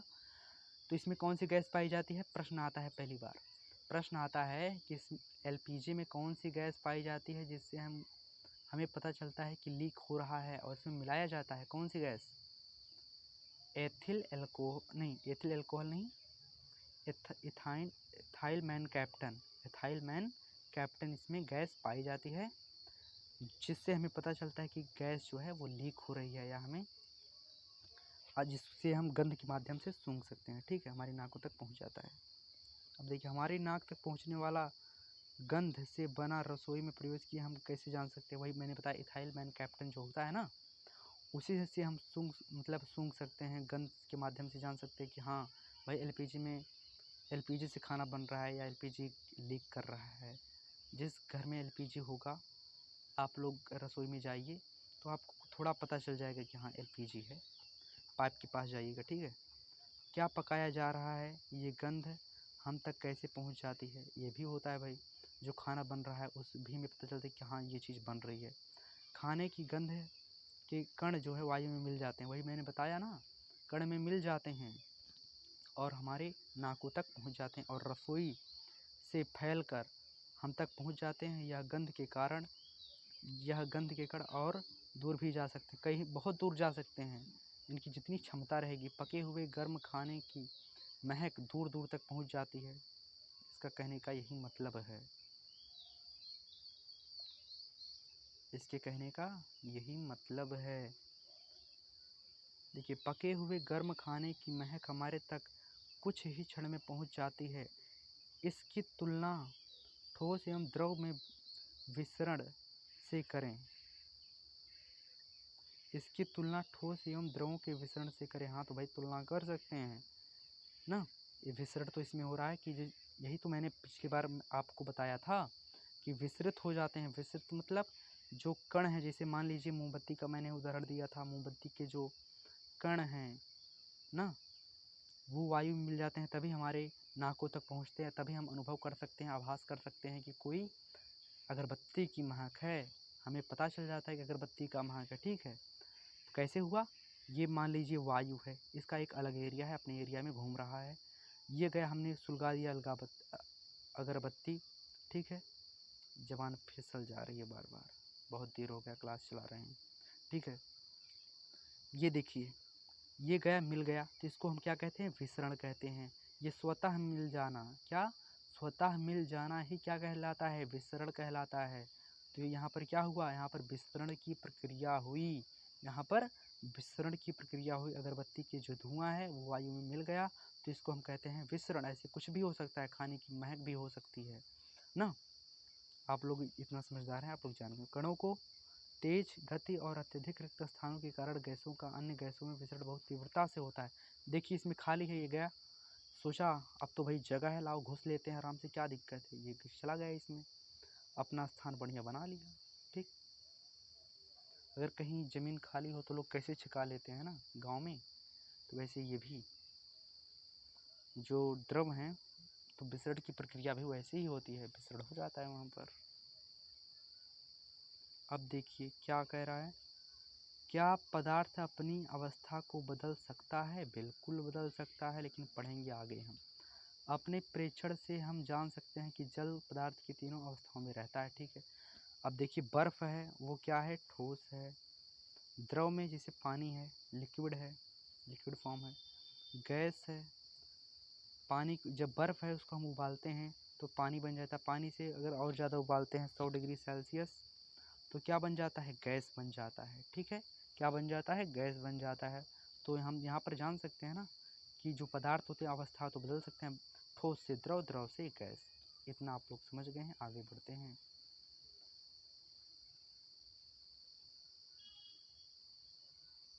अब देखिए, और देखिए, अवस्था बदलने के दौरान पदार्थ के अंदर क्या होता है? हाँ, उसके जो गुणधर्म है, वो भौतिक अवस्था वो बदलती है ना, आकृति में परिवर्तन होगा ही। अवस्था के परिवर्तन से पदार्थों के कणों पर क्या प्रभाव पड़ता है? क्या हम इन प्रश्नों का उत्तर नहीं खोजना चाहिए? बिल्कुल खोजना चाहिए भाई। ये कह रहा है खोजना चाहिए कि नहीं खोजना चाहिए? खोजना चाहिए, बिल्कुल खोजना चाहिए। विज्ञान हम इसलिए तो पढ़ रहे हैं। अब देखिए, तापमान परिवर्तन का प्रभाव, ये तो भाई प्रैक्टिकल है। देखिए, ठोस के तापमान को बढ़ाने पर उसके कणों की गतिज ऊर्जा बढ़ जाती है।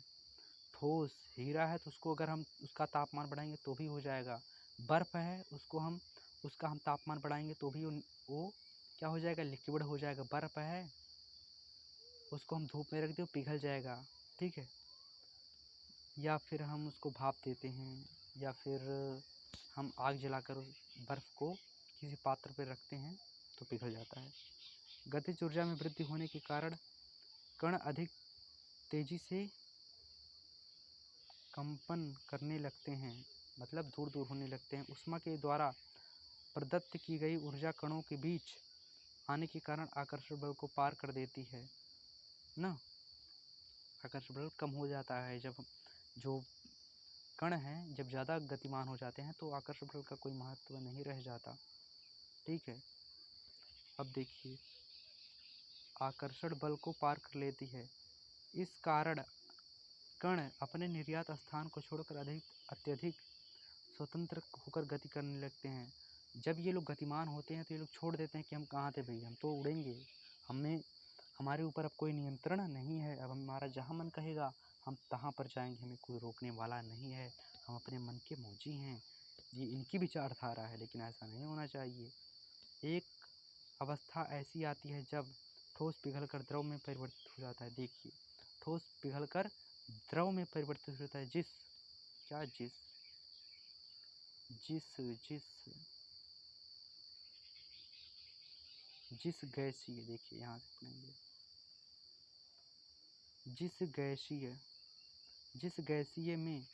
जिस गैसीय अवस्था में कणों की गति अनियमित और अत्यधिक तीव्र होती है, इस अनियमित गति के कारण ये कण आपस में एवं बर्तन की दीवारों से टकराते हैं। भागने के लिए हम भागेंगे।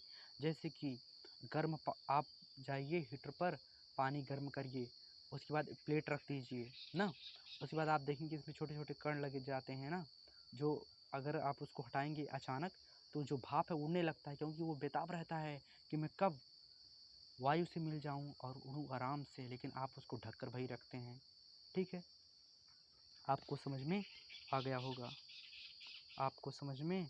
गया होगा। बर्तन की दीवार पर गैस कणों के प्रति इकाई क्षेत्र पर लगे बल के कारण गैस दबाव बल लगाता है।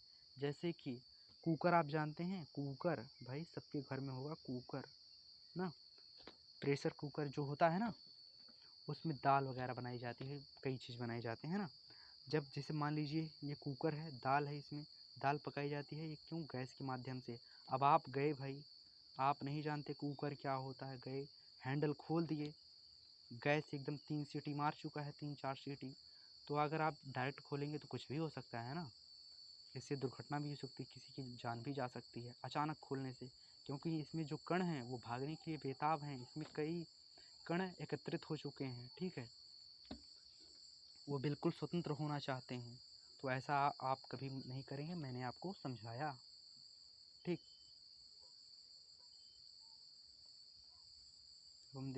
अब हम देखते हैं। मैं आपको आज पूरा ये चैप्टर कंप्लीट करा दूंगा। अगर आपको वीडियो पसंद आए तो वीडियो को लाइक कर लीजिएगा। ठीक है, क्या पदार्थ अपनी अवस्था को बदल सकता है? ये तो भाई हमने पढ़ लिया था। अब देखिए भाई, यहाँ पर था नहीं खोजना चाहिए, हमने पढ़ा नहीं था क्या ये? नहीं, हमने पढ़ा नहीं था। देखिए, तापमान तापमान परिवर्तन का प्रभाव, ये आप पढ़ेंगे। देखिए, ठोस के तापमान को बढ़ाने पर उसके कणों की गतिज ऊर्जा बढ़ जाती है। ठीक, गतिज ऊर्जा में वृद्धि होने के कारण कण अत्यधिक तेज से कंपन करने लगते हैं। ऊष्मा के द्वारा प्रदत्त की गई कणों के बीच के आकर्षण बल को पार कर लेती है। ये तो हमने पढ़ा था, ये भी हमने पढ़ा था, ये भी हमने पढ़ा था, ये भी हमने पढ़ा था। पढ़ना हमें कहाँ से है? ये तो भाई हमें यहाँ से पढ़ना था। सॉरी, आप लोग का थोड़ा टाइम वेस्ट गया, बहुत बहुत सॉरी। ठीक, जिस न्यूनतम ताप पर, देखिए यहाँ से मुझे पढ़ना था, मैं आगे चला गया था, आप लोग का समय व्यर्थ हुआ, बहुत बहुत माफ़ी चाहता हूँ।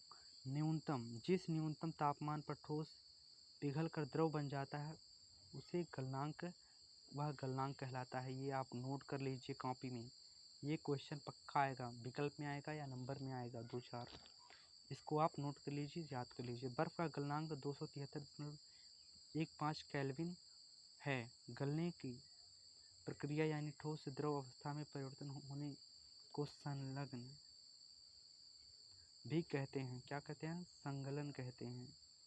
संगलन भी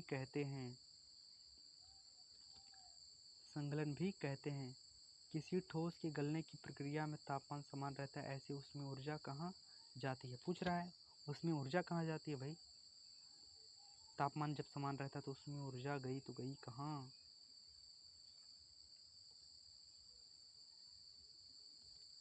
गलने के प्रयोग की प्रक्रिया के दौरान आपने ध्यान दिया होगा कि गलनांक पर पहुंचने के बाद जब तक संपूर्ण बर्फ पिघल नहीं जाती तापमान नहीं बदलता है। हाँ, ये तो बात सही। बीकर को ऊष्मा प्रदान करने के बावजूद भी ऐसा होता है।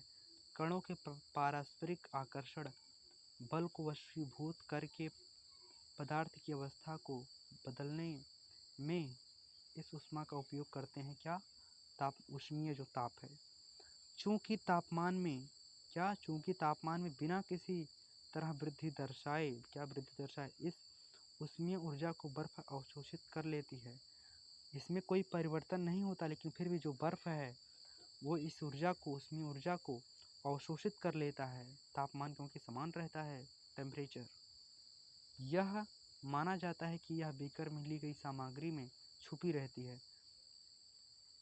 कहने का इसका ये मतलब है कि जो हम देखते हैं बर्तन होते हैं, जब तक वो उसका टेम्परेचर समान रहता है तब तक जो उसमें ऊर्जा है वो खत्म नहीं होती, वो गुप्त ऊष्मा रहती है, वो छिपी रहती है। ठीक है, जिसे गुप्त ऊष्मा कहती है। जो छुपा हुआ है, जो छुपी हुई ऊष्मा है उसको क्या कहते हैं? गुप्त ऊष्मा कहते हैं। यही आपका प्रश्न बनेगा कि गुप्त ऊष्मा से आप क्या समझते हैं, तो आप इसको पढ़कर उत्तर बड़े आसानी से दे सकते हैं। तो यहाँ गुप्त ऊष्मा का अभिप्राय छुपी हुई ऊष्मा से है, तो आप ऐसे लिखेंगे, वायुमंडलीय दाब पर 1 किलोग्राम ठोस को उसके गलनांक द्रव में बदलने के लिए जितनी उसमें ऊर्जा की आवश्यकता होती है। क्या 1 किलोग्राम ठोस को उसके गलनांक पर द्रव में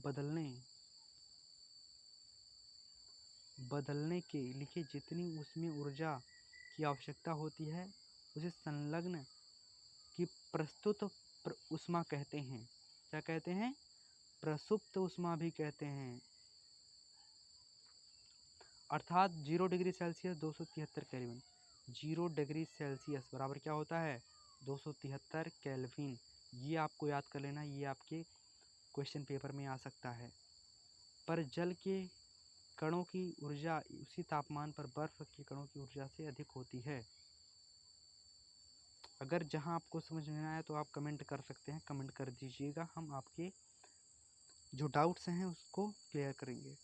बर्फ के कणों की ऊर्जा से अधिक होता है ना। जब हम जल में ऊष्मीय ऊर्जा देते हैं, तो कण अधिक तेजी से गति करने लगते हैं। जब हम जल को ज़्यादा गर्म करते हैं तो जो उसके कण हैं वो गतिमान हो जाते हैं। एक निश्चित तापमान पर पहुंचकर कणों में इतनी ऊर्जा आ जाती है कि वे परस्पर आकर्षण बल को तोड़कर स्वतंत्र हो जाते हैं। जैसे, अब बताइए कैसे?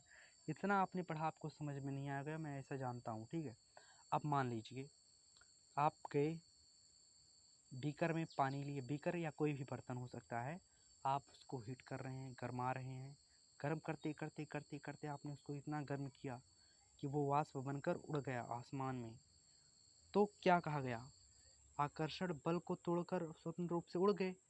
जब द्रव थे तो उसमें कुछ तो आकर्षण था ही कि जो उसके अणु पास में थे, कम पास में थे। इसका मतलब ये नहीं कि उनके अंदर आकर्षण बल था ही नहीं, लेकिन था उनके अंदर आकर्षण बल। लेकिन ये आकर्षण बल को तोड़ देते हैं, कहते हैं नहीं, हमें तुम्हारे पास नहीं रहना। इसे तापमान पर द्रव गैस में बदलना शुरू हो जाता है। देखिए, द्रव से गैस में बदलना।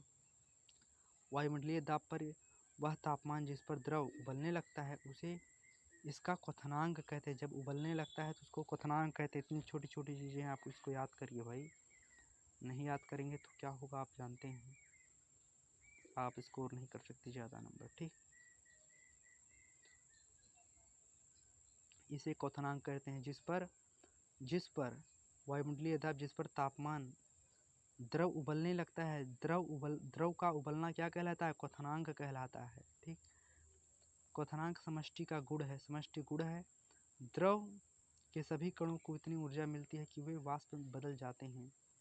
जल के लिए यह तापमान 373 केल्विन, 100 डिग्री सेल्सियस बराबर 273 प्लस 100 बराबर 373 केल्विन। ये सब न्यूमेरिकल में आ जाते हैं। आप अपने टीचर, जो आप क्लास टीचर हैं, आप उनसे संपर्क कीजिएगा, आप उनसे पढ़िएगा, आपको ये बढ़िया से पढ़ा देंगे। ठीक है।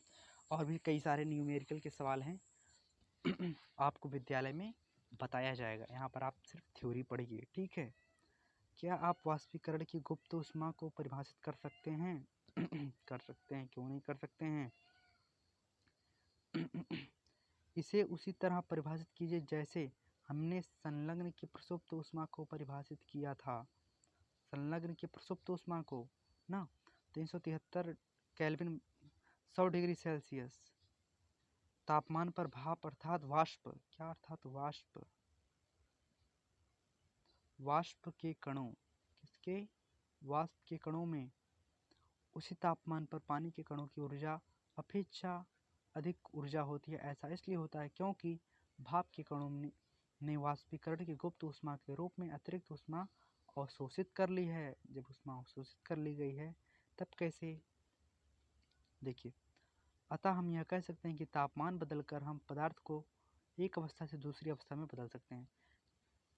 आपने जितना भी पढ़ा इसका सिर्फ एक सारांश है, इसका एक मतलब है, आपको इसमें भटकने की आवश्यकता बिल्कुल नहीं है। इसके पूरे कहने का क्या मतलब था कि तापमान बदलकर, क्या, तापमान बदलकर गुप्त ऊष्मा, प्रसुप्त ऊष्मा, संलग्न ऊष्मा, ये आपके पॉइंट हैं, ये आपको याद करने हैं। और क्या याद करना है, तापमान बदलकर, ये भी एक पॉइंट है, तापमान बदलकर तापमान बदलकर हम एक अवस्था को दूसरी अवस्था में परिवर्तन कर सकते हैं। ठोस है तो उसको द्रव और द्रव को ठोस बना सकते हैं। बस इतना ही आपका है, आपने जितना पढ़ा है। हमने सीखा कि गर्म करने पर पदार्थ की अवस्था बदल जाती है। हाँ, हमने सीखा गर्म होने पर ठोस से द्रव और द्रव से गैस बन जाती है, लेकिन कुछ ऐसे पदार्थ हैं जो द्रव अवस्था में परिवर्तित हुए बिना ठोस अवस्था में बन जाते हैं, सीधे गैस में और ठोस में परिवर्तन हुए द्रव बन जाते हैं, नहीं, ठोस में बदल जाते हैं। अब देखिए,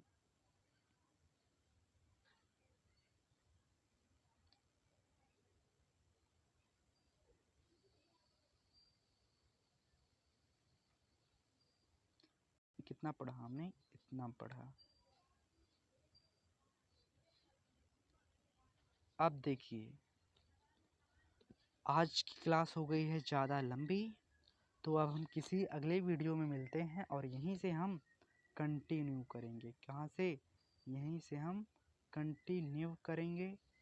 अगर आपको वीडियो पसंद आई हो तो भाई वीडियो को बिना कंजूसी किए लाइक कर दीजिए। आप लोग मेरे भाई हैं, बहन हैं, अभिभावक हैं, आप लोग जो भी हैं, वीडियो को लाइक कर दीजिए।